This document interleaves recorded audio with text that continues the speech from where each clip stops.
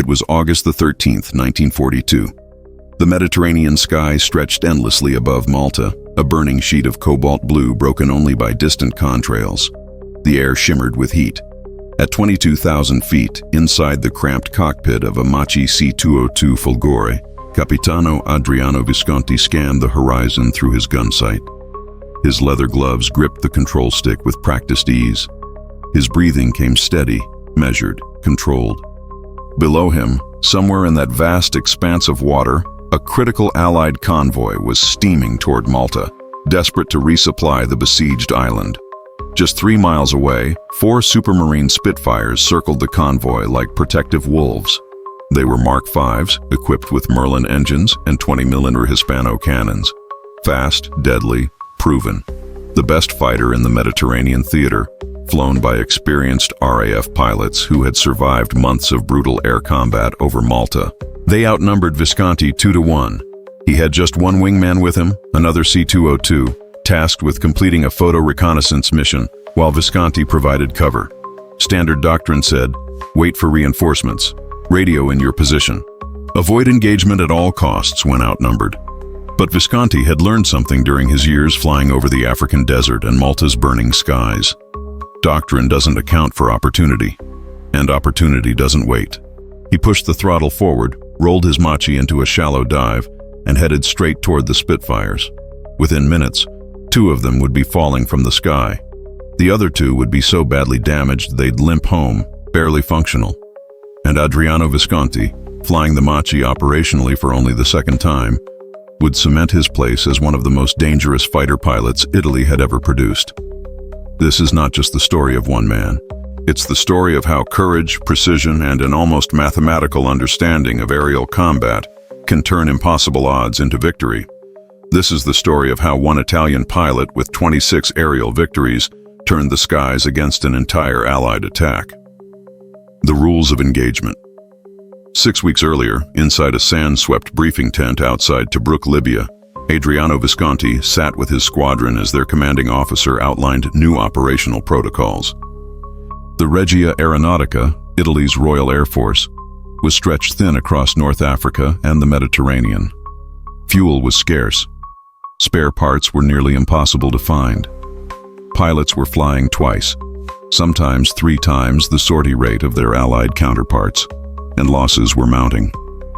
No unnecessary engagements, the commander said flatly. Your job is reconnaissance, observation.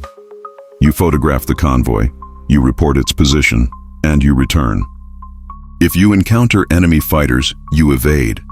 You do not engage unless you have numerical superiority or explicit permission from command. The room was silent. Every pilot knew what that meant. It meant watching enemy bombers destroy your own ships. It meant retreating when your instincts screamed to fight. It meant survival, yes, but also impotence. Visconti listened without expression. He had heard these orders before. He had followed them before. But he had also watched friends die because someone waited too long, hesitated too long, followed protocol too closely. Outside the tent, the war was changing fast. In August of 1942, the siege of Malta was at its peak.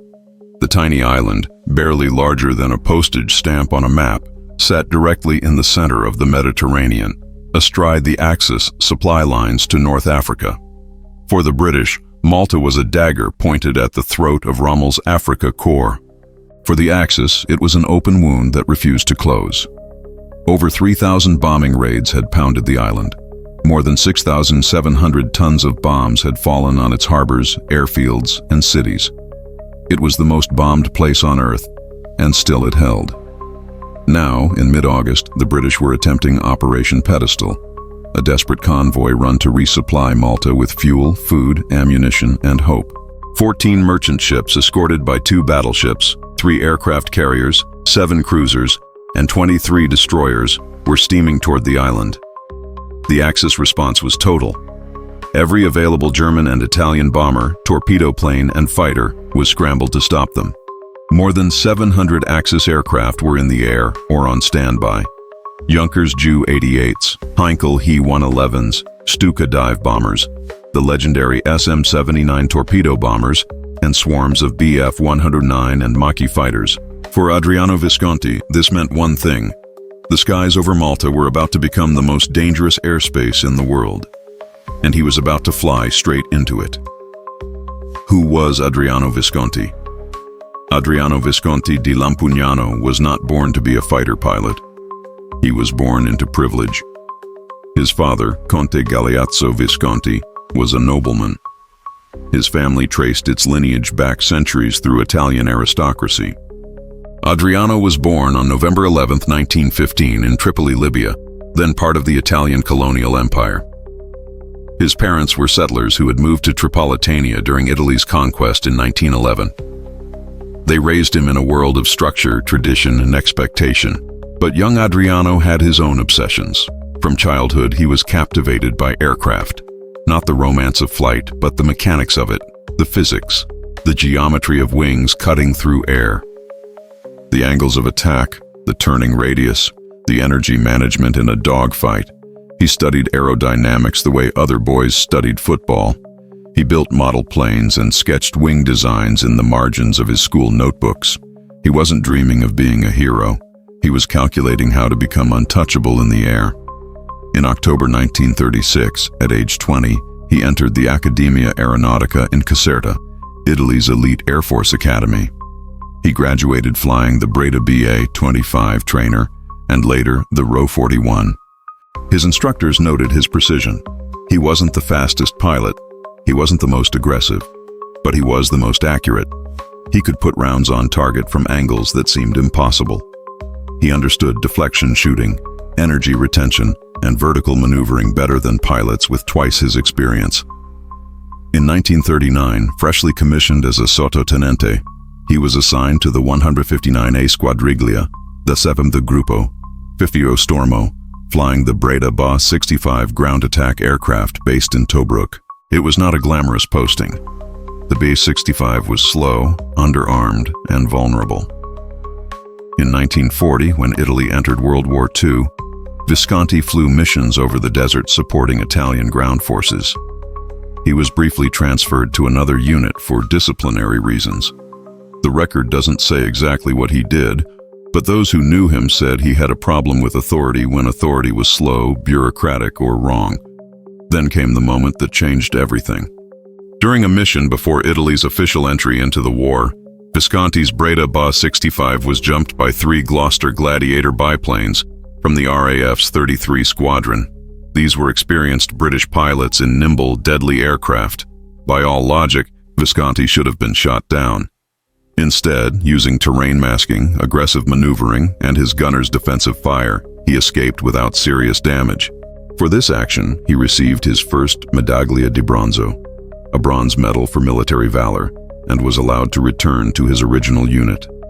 From June to December 1940, Visconti flew continuously without leave, mission after mission over Libya and Egypt. He earned another bronze medal and 2 silver medals. His superiors noticed something. This aristocratic, soft-spoken pilot from Tripoli had a gift, not just for survival, but for destruction. He didn't chase kills, he engineered them. He set traps, he understood timing, and most importantly, he understood that in aerial combat, the man who sees the fight 3 moves ahead is the man who survives. In January 1941, after the 50 Stormo was decimated by British fighters, Visconti transitioned to the Macchi C.200 Saetta, and later, in late 1941, to the far superior Macchi C.202 Folgore. It was in this aircraft that he would become a legend. The Folgore, Italian for Thunderbolt, was sleek, fast, and deadly. Powered by a license-built German Daimler-Benz DB601 engine, it could reach 600 kilometers per hour, climb to 11,500 meters, and turn inside almost anything the Allies had. It was armed with 2 12.7mm Breda Safat machine guns in the nose and 2 7.7mm guns in the wings. Not heavy firepower by German or American standards, but in the hands of a skilled pilot, enough. Visconti flew the Folgore like a scalpel. He didn't spray bullets, he placed them. And by the summer of 1942, he had already claimed multiple victories. But he had not yet faced the Spitfire, Not in a real dogfight, not when it mattered. That was about to change. What he was up against. On the morning of August 13, 1942, the situation over Malta was chaos. Operation Pedestal was in its final desperate phase. Of the 14 merchant ships that had set out, only 5 would reach Malta. More than 500 sailors and airmen had already been killed. German and Italian submarines, bombers, and torpedo planes had savaged the convoy. The aircraft carrier HMS Eagle had been sunk. The carrier HMS Indomitable was crippled. Fires raged on multiple ships, and still, the convoy pushed forward because Malta was starving. To cover the final approach, the RAF launched every available Spitfire from Malta's battered airfields. These weren't rookie pilots. They were veterans, men who had survived months of the most intense aerial combat of the war. They flew Spitfire Mark Visses, powered by the legendary Rolls-Royce Merlin engine, capable of 600 kilometers per hour and armed with 2 20mm Hispano cannons and 4 303 machine guns. In a turning fight, the Spitfire was unmatched. In a dive, it was deadly. And in the hands of an experienced pilot, it was a killer. Adriano Visconti knew all of this. He had studied Allied aircraft the way a chess player studies openings. He knew the Spitfire's strengths: superior turn rate, heavy firepower, excellent visibility. He also knew its weaknesses: slightly lower roll rate than the Macchi, less effective at extreme altitude, and a tendency for the engine to cut out briefly under negative G-forces due to its carburetor design. The German Bf-109 used fuel injection. So did the Macchi's DB-601. That meant one critical advantage. In a sudden dive or inverted maneuver, the Macchi's engine would keep running. The Spitfires would sputter. But knowledge is one thing, execution is another. And on August 13th, Visconti was not flying alone by choice. He was paired with another Macchi pilot on a reconnaissance mission. Their job: photograph the convoy, report its position, and return. Do not engage. Do not deviate. Do not be a hero.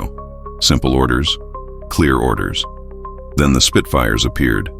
The unauthorized decision Visconti saw them first. 4 contrails, high and to the east, circling above the convoy like hawks. Spitfires. Definitely Spitfires. They hadn't spotted the 2 Macchis yet. Visconti's wingman, focused on his camera equipment, didn't see them either. For a moment, Visconti calculated. He could turn away, descend, use a cloud layer to mask their escape, complete the mission, follow orders. But he also saw the geometry of the situation. The Spitfires were in a loose defensive patrol, spaced out, not tightly grouped. They were confident, comfortable. They weren't expecting a threat, and Visconti knew that the moment they spotted the Macchis, they would pounce. His wingman, encumbered with reconnaissance equipment and distracted by the camera, would be an easy kill. Then they'd turn on Visconti. 2 against 4. No, the only chance was to attack first. Attack now, before they knew he was there. He didn't radio for permission. There was no time. He simply pushed the throttle to maximum continuous power, nosed over into a shallow dive to build speed, and began his approach. His wingman, realizing what was happening, broke away to continue the photo run, trusting Visconti to keep the Spitfires off his back. Now it was 1 Macchi against 4 Spitfires. Visconti didn't think about the odds. He thought about angles, about energy, about timing. The first Spitfire never saw him coming. Visconti came in from above and behind, using the sun to mask his approach. Classic tactic, older than aviation itself, but effective if done right. He closed to 200 meters, a knife fighting range in aerial combat, and opened fire. The 2 12.7mm guns in the Folgore's nose erupted. Tracer rounds stitched across the Spitfire's left wing and fuselage. Pieces of metal flew off. Smoke poured from the engine. The Spitfire rolled hard right, trying to evade, but it was already dying. Visconti fired another burst. This time he hit the cockpit. The Spitfire's canopy shattered. The plane went into a steep, uncontrolled dive, trailing black smoke. It would not recover. But now the other 3 knew he was there, and they were angry. The pattern begins. The remaining Spitfires broke formation and scattered, a standard defensive maneuver. One climbed hard, trying to gain altitude advantage. Another dove, attempting to use speed to escape and then re-engage. The third turned directly toward Visconti, head-on, a tactic designed to intimidate and force a mutual break-off. But Visconti didn't break. He rolled inverted, pulled -G, and dove under the oncoming Spitfire, his engine roaring smoothly, while the Spitfire's Merlin momentarily coughed as fuel was starved from its carburetor. It was a fraction of a second, but in combat, fractions matter. Visconti pulled through the bottom of his maneuver, rolled upright, and found himself perfectly positioned on the tail of the Spitfire that had tried to dive away. The British pilot, realizing his mistake, threw his Spitfire into a hard left turn. Spitfires turned beautifully to the left, but the Macchi, lighter and with slightly better roll rate, could reverse faster. Visconti rolled right, then snapped left, cutting inside the Spitfire's turn. For a moment, the two aircraft were in a classic turning fight, each trying to get behind the other. Then Visconti did something unexpected. Instead of continuing the turn, he chopped his throttle, extended his landing gear slightly, and let his speed bleed off dramatically. The Spitfire, unable to slow as quickly, overshot. Suddenly, Visconti was behind him. He retracted the gear, advanced the throttle, and fired. The second Spitfire took hits across the tail and right wing. Its aileron was shredded. It began to wobble uncontrollably. The pilot, struggling with a crippled aircraft, broke off and headed back toward Malta, barely able to keep the plane level. 2 down, 2 to go. But now Visconti was in trouble. He had bled too much speed in that maneuver. The two remaining Spitfires, now working together, were positioning for a coordinated attack. One high, one low. Classic scissors maneuver. If Visconti climbed to engage the high one, the low one would shoot him. If he dove for the low one, the high one would pounce. He needed altitude. He needed speed. He needed time. He didn't have any, so he did the only thing that made sense. He flew straight at them. Destruction in the sky. The third Spitfire, diving from above, opened fire first. 20mm cannon shells arced through the air, tracers like flaming fingers reaching for Visconti's Macchi. He waited until the last possible second, then snap-rolled right and pulled hard, the G-forces crushing him into his seat. The shells passed harmlessly through the space where he had been a heartbeat before, but now the fourth Spitfire, coming from below, had a shot. Visconti saw the muzzle flashes. He felt a sharp jolt as a round struck his left wing, punching a hole the size of a fist through the thin aluminum skin. His aircraft shuddered. The controls felt heavier. Damage, but not critical. Not yet. He couldn't outrun them. He couldn't outturn them forever. But he could outthink them. Visconti extended away from the fight, flying straight and level for a few seconds, as if trying to escape. The two Spitfires, sensing victory, gave chase. They formed up in a loose line astern formation, preparing to take turns firing, a tactic designed to keep constant pressure on the target. It was smart, disciplined, professional. It was also predictable. Visconti waited until they were committed, then rolled inverted and pulled into a split S, a violent half-loop that reversed his direction and brought him diving back down toward the sea. The Spitfires, caught off guard, tried to follow, but Visconti had timed it perfectly. As he pulled out of the dive, screaming low over the water at full throttle, he was no longer running. He was setting a trap. The two Spitfires, now diving after him, built up speed rapidly. Too much speed. At low altitude, with the ground, or in this case the water, rushing up to meet them, they had no room to maneuver. Visconti suddenly chopped his throttle again and pulled up sharply. The lead Spitfire, unable to slow in time, shot past him. For one perfect moment, Visconti was in position. He fired. The Macchi's guns hammered. Rounds punched into the Spitfire's engine and cockpit. Smoke erupted. The Spitfire pilot, wounded or killed, lost control. The aircraft hit the water at over 500 kilometers per hour. It disintegrated on impact, sending up a massive plume of spray and debris. The fourth Spitfire, now alone, had seen enough. Its pilot, perhaps low on fuel, perhaps shaken by the destruction of his entire flight, broke off and fled toward Malta. Visconti considered pursuing, but his own fuel was low, his aircraft was damaged, and his wingman was still out there, completing the reconnaissance mission. He let the Spitfire go. The sky fell silent. The convoy steamed on below, unaware that they had just been saved by a pilot who wasn't supposed to fight. The Italian view, a ghost in the sky. Hours later, when Visconti landed back at his base, his ground crew stared in disbelief at the damage to his aircraft. Cannon hole in the wing, scorch marks from near misses. The paint around the gun ports blackened from repeated firing.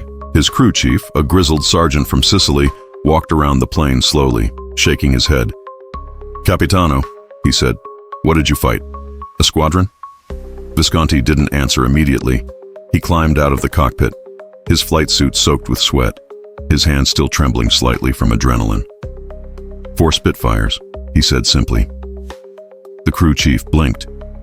"4? Where are the others? Where is your wingman?" "He completed the mission," Visconti said. "I kept them busy." Kept them busy. That was how he described it. Not destroyed, not defeated. Kept them busy. But the gun camera film told a different story. When it was developed, it showed the full sequence. The first Spitfire going down in flames, the second limping away, crippled, the third exploding into the sea, the fourth fleeing. Intelligence officers studied the footage in silence. Finally, one of them said, "This is impossible. No one does this. Not against Spitfires. Not alone." But Adriano Visconti had done it. And when the report reached Regia Aeronautica headquarters, it caused a sensation. Pilots who flew the Macchi C.202 had always known it was a good aircraft, but this proved it could beat the best the Allies had in the hands of the right pilot. Visconti was awarded another Medaglia d'Argento al Valor Militare, a silver medal for military valor, for the engagement. The citation read, "Displaying exceptional courage and tactical brilliance, engaged and defeated multiple enemy aircraft while protecting a critical reconnaissance mission, ensuring the success of the operation and the safety of his wingman." But among the pilots, the story spread differently. They didn't talk about medals. They talked about how Visconti had done the impossible, how he had turned a 4-against-1 fight into 4 separate one-on-one engagements, how he had used every trick, every advantage, every second of experience to survive and win. And they talked about one other thing. He had violated orders, he had engaged without permission, and he had been right to do so. Because when the photo reconnaissance was analyzed, it showed the exact position of the convoy. That intelligence allowed Italian torpedo bombers to strike the convoy later that day, sinking the merchant ship SS Deucalion and damaging 2 others.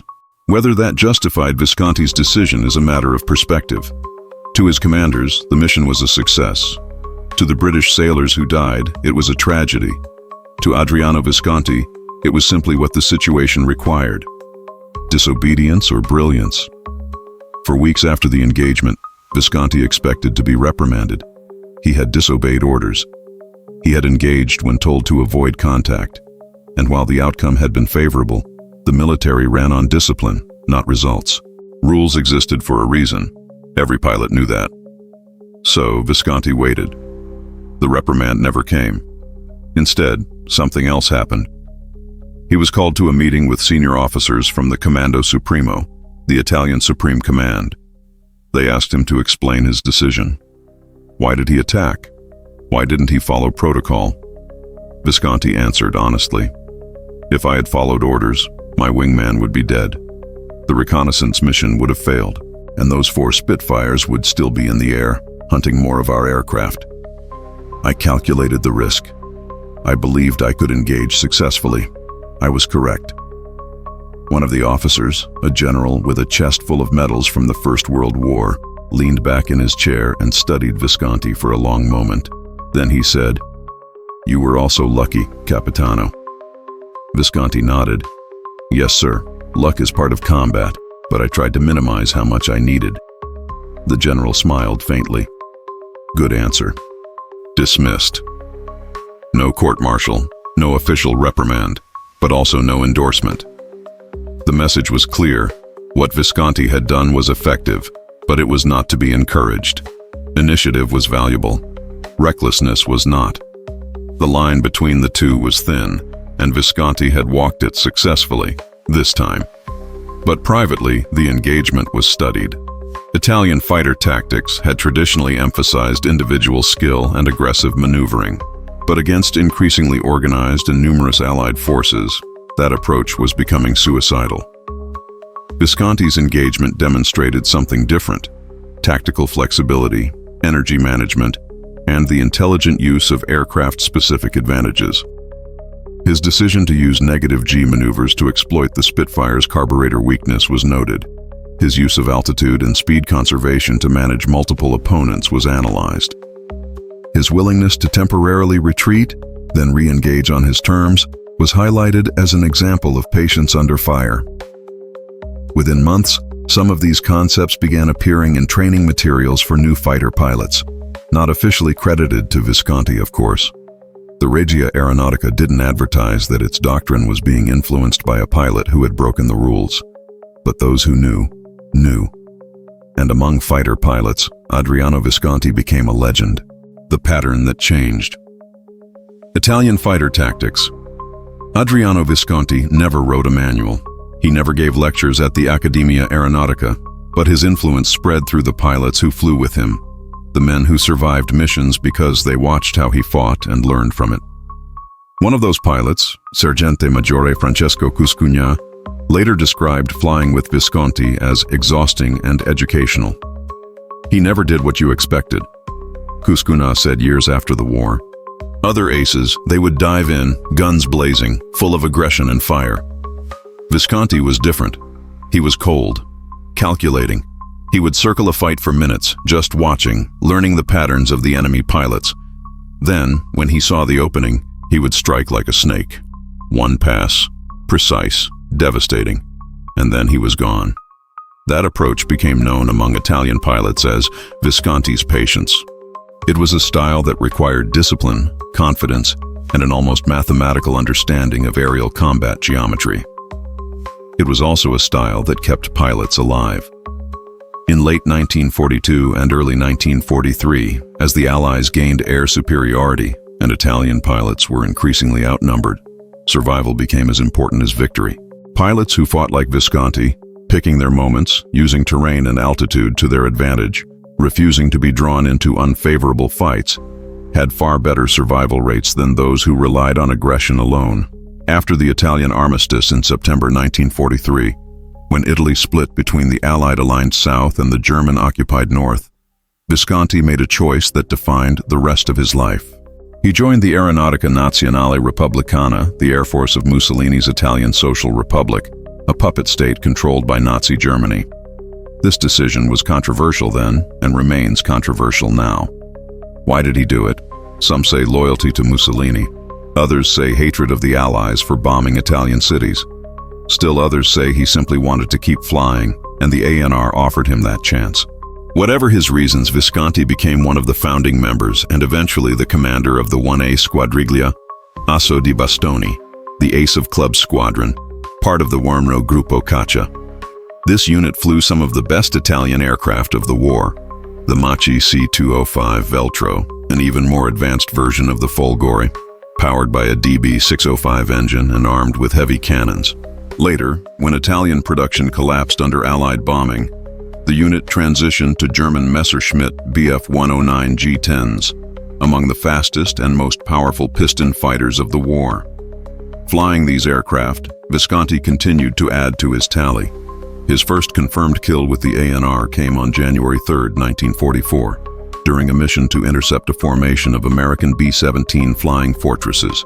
9 Macchi C.205s from Visconti's squadron attacked the bomber formation, but were intercepted by P-38 Lightning escort fighters. In the ensuing battle, Visconti personally shot down 2 P-38s. It was his way of announcing that the ANR was not a joke, not a paper air force. They were real, skilled, and dangerous. Over the following months, Visconti flew mission after mission against overwhelming Allied air superiority. By 1944, The Allies could put 1,500 aircraft over Italy on any given day. The ANR had perhaps 150 operational fighters. The odds were hopeless. Fuel was scarce. Ammunition was rationed. Spare parts were non-existent. Pilots flew until their aircraft fell apart or they were shot down. Many of Visconti's squadron mates died, some in combat, others in crashes caused by mechanical failure. A few defected to the Allies, but Visconti kept flying. By early 1945, he had been promoted to Maggiore, the equivalent of major. He was credited with 26 aerial victories, though, like many wartime kill claims, the exact number is disputed. What is not disputed is that he was one of the most skilled and respected fighter pilots in Italy, on either side of the civil war that now tore the country apart. The final mission. On March 14, 1945, Adriano Visconti flew his last combat mission. He was at the controls of a Messerschmitt Bf 109 G10, tail number 34, scrambled to intercept American P-47 Thunderbolts attacking targets near Lake Garda in northern Italy. The G10 was a beast of an aircraft. 1,075 horsepower, top speed of 690 kilometers per hour, armed with a 30mm cannon and two 13mm machine guns. But by this point in the war, it didn't matter how good your aircraft was.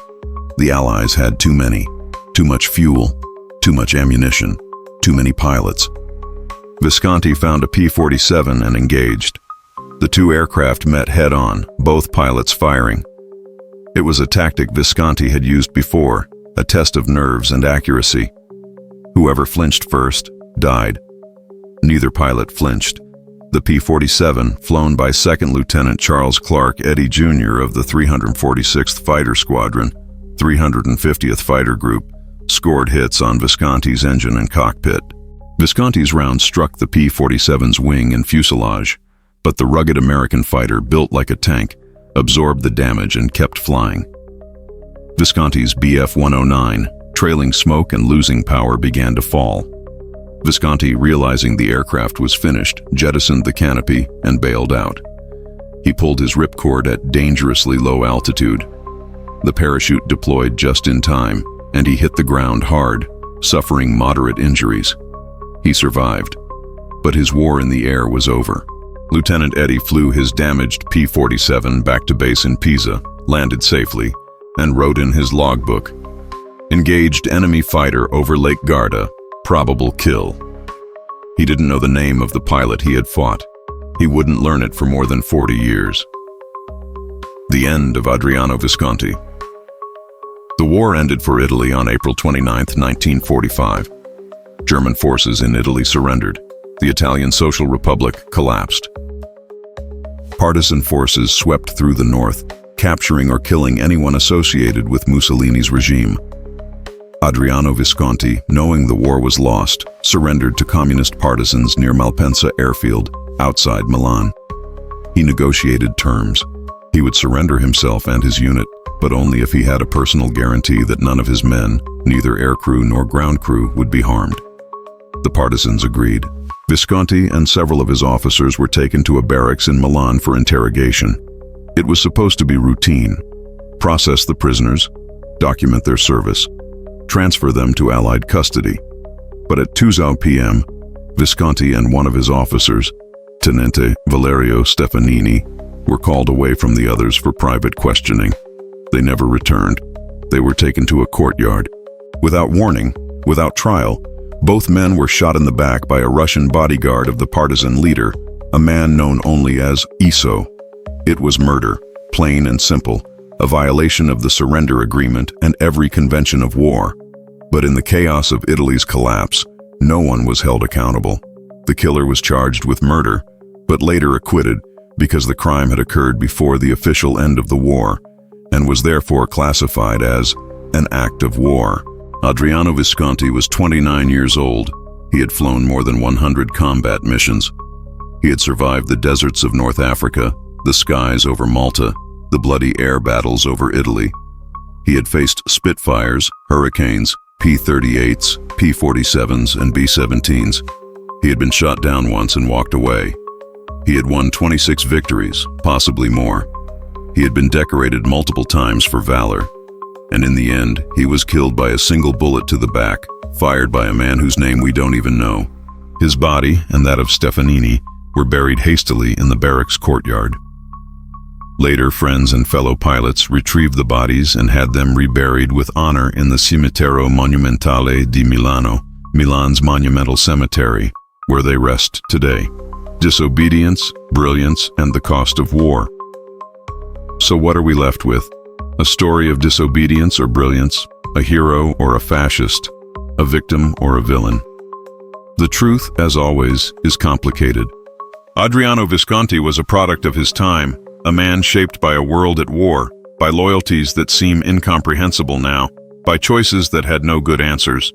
What we know for certain is this: on August 13, 1942, he was ordered not to engage. He engaged anyway. He fought 4 Spitfires alone and won. He saved his wingman, completed the mission, and survived. If he had followed orders, his wingman would likely be dead. The reconnaissance would have failed, and Visconti himself might have been shot down trying to escape. Instead, he broke the rules. He calculated the odds. He exploited every advantage his aircraft and his training gave him. He fought with precision, patience, and cold mathematical fury. And he reminded everyone who witnessed it that sometimes courage means knowing when the rules no longer apply. Decades after the war, Lieutenant Charles Eddy, the American pilot who shot Visconti down on his final mission, learned the identity of the man he had faced.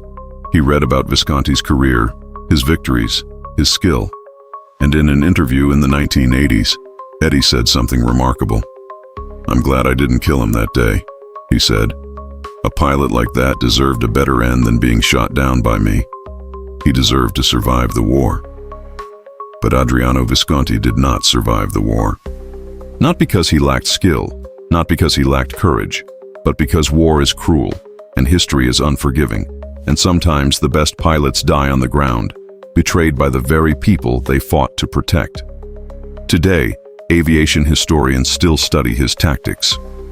The engagement over Malta on August 13, 1942, is taught in some military academies as an example of energy management and tactical flexibility in air combat. His use of the Macchi C.202 strengths against the Spitfires' weaknesses is analyzed in dissertations and flight simulations, and pilots, both civilian and military, who learn his story, ask the same question. Could I do what he did? Could I turn 4-to-1 odds into a victory? Most of us will never know. Most of us will never face that choice. But Adriano Visconti did. And for one perfect afternoon over the blue waters of the Mediterranean, he proved that one man, in one aircraft, with one decision, could change everything. He didn't follow orders. He followed his instincts, his training, his understanding of combat. He didn't ask for permission. He didn't wait for backup. He simply saw what needed to be done and did it. And in that moment, he became more than a pilot. He became a legend. One gunner, one decision, one pattern, and 4 Spitfires brought to their knees.